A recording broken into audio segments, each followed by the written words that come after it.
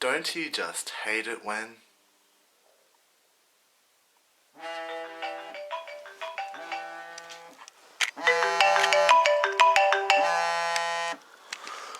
Ugh, fuck.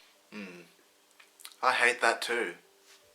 Funnily enough though, that was the one thing that didn't ruin my morning. Because on Sunday, it's my one day off and I don't need an alarm to wake me up. But because I use an alarm to wake me up at 7 o'clock, Monday, Tuesday, through to Friday, my body gets into this rhythm that even though I don't have to wake up early, my body's going to be like, it feels like it's 7 o'clock, time to get up. But one thing that really frustrates me about Sunday morning is knowing that I have to get up and deal with what I'm going to have for breakfast. And don't get me wrong, I love breakfast. Like, I love breakfast. I can't get through my morning without breakfast. Like, if I don't have breakfast, I'll actually be in like a corner, rocking like this with my knees up.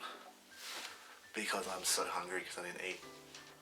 What's frustrating about it though is having to get up and choose what you're going to have for breakfast. Because on a Sunday you have a bit more time up your sleeves, so you can splurge a bit and have something a bit more decadent than either cereal or toast. But then that brings up another issue. Cereal and toast are both pretty quick and pretty convenient, as bland as they are. So you have to fight the two sides of convenience and speed and effort. And that just... So usually what I do, and what I did this morning, is trudge out of bed and walk down and have a look in the cupboard first. So I can analytically critique the shopping choices of my mother and go through all of the cereals and see if I actually feel like any of them. But it usually ends up like this.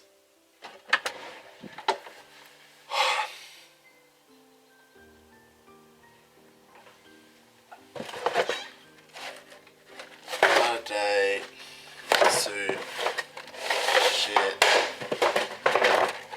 even fucking more shit, fucking shit. And then I decide there's nothing in the cupboard, so I'll go have a look in the fridge. Just in case, I don't know, Mum's bought croissants or something. I don't know why croissants would be in the fridge actually. But just maybe something, maybe a smoothie. I don't know why she would. Not where we live. On a Sunday, she's busy. What can I eat? What can I eat? What can I eat? And then while I decide that there's nothing in the fridge that could be prepared with minimal effort and under 5 minutes, because by now I'm pretty hungry, I trudge back to the cupboard as if someone, I don't know, the fairies or my grandmother that does not even live in the same state as me, has come in and put a plethora of delicious, ready-to-eat goods in there. Maybe there's something in here. And of course I find something that's a bit decadent but not too much, and I decide to cook with it. So I go down and get ready with my can of spaghetti. I don't even like spaghetti that much, but I was pretty desperate this morning. And I put it in a bowl and put it in the microwave. Now my family have had the microwave we use for about 8 years. Probably a bit longer than that actually. I think it's 600 watts. Like, that's pretty... But we won't tell people, we're judge free. But we've had it for a while, and the one thing that gets to me with electronic appliances is when that one button, the one thing you need to work in order to use this, doesn't work. And that's what I went through this morning. And so I'm there thinking, okay, or if that doesn't work, then what if I touch it another way? And then I'm doing this whole little jazz hand thing with the button. And start. And start. And go. And go. And go. Go. And go. And go. And start. And start. Maybe if I do that. Lengths you go to make something work. It's like when you're at a crossing and there's no cars. and you don't quite want to jaywalk because you're a good Samaritan and you're just pressing that button, you're pressing it harder, you're pressing it faster, just like Daft Punk, and you're trying to get it to turn green quicker than anything else, but it still doesn't turn green because nothing that you do makes it go faster. It was like that this morning. I was Daft Punk this morning. Punked by the microwave. That. Or that. That's not starting. And then out of nowhere, God just strikes some power into your fingers and you get it working. What sort of sorcery is this? Oh, worked. Yeah. And you have no idea how. And you think, okay, the next time I use this microwave, I'm going to press it like this. With my elbow as well, because that's how I got it. But no, but it works anyway. So you put your spaghetti in and you cook it and it's going great. And then you go get your toast ready. So go get your toast out and put your toast in the toast and make sure the setting's not too high because those have ridiculous settings that will burn it to a crisp. So have it on about 2 because 2 gets it nice and golden, so it's good. And then you just kind of wait and then what drink am I going to have? And this is what I expect to see when I go to the fridge. Oh, so many drinks. Oh, so many drinks, so many to choose from. Oh, a smorgasbord of beverages to quench my thirst.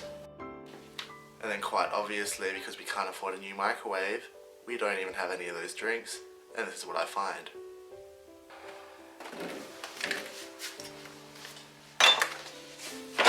Voila! The spaghetti seems ready, so you go and open it up, and because it's an old microwave, I don't take chances, OH&S. I go get some oven mitts because I know that that bowl is going to be scorching.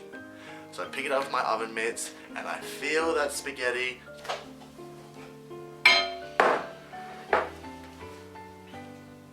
Check if that's hot as well, and you know what, it's cold in the middle. So as I planned to have it on setting 2, just to get it golden brown and just beautiful and how you like your toast, go over there and it is smoking. It is on level 2, meant to be in there for 2 minutes, and my bread is toasted shit and it's smoking. There is smoke coming from the toaster.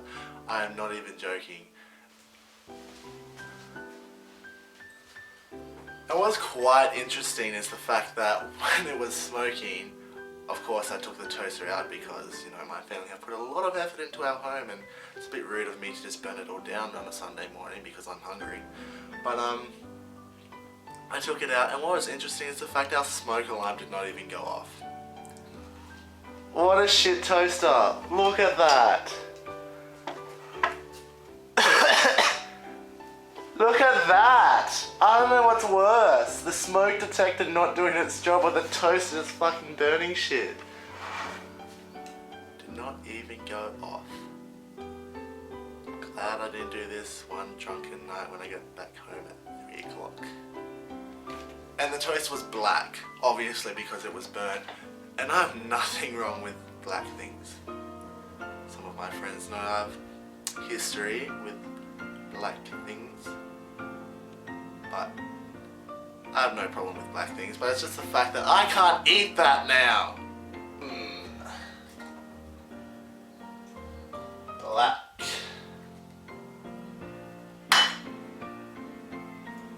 Delicious. It is burnt. That is carbon. That's an element. Chuck that on a table, a periodic table, not my dining table. Oh, anyway, I go back to get the spaghetti and it's just, the whole thing's just overcooked now. Not that you can really overcook spaghetti because the thing's overcooked already and not al dente at all. And it's just a complete mess. And I'm just so hungry by now. I just chuck it on a plate and just eat it. You turn black.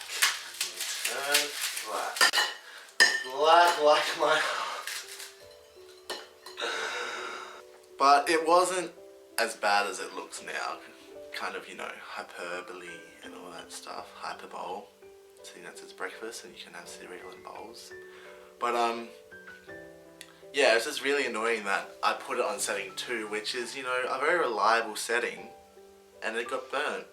And That's why I have trust issues. So if you really want to become friends with me or get in a relationship with me, then just know that I've had a hard upbringing. Okay? And the worst part is I always used to joke about my older brother not being able to cook, and he'd only be able to cook toast, and he'd be living on a diet of toast because that's all he could cook. And I can cook. Like, I've made a vanilla slice today just to like restore the balance of not being able to cook this morning, now having to prove to myself that I can cook and that I'm not on the same level as my older brother. Such is life.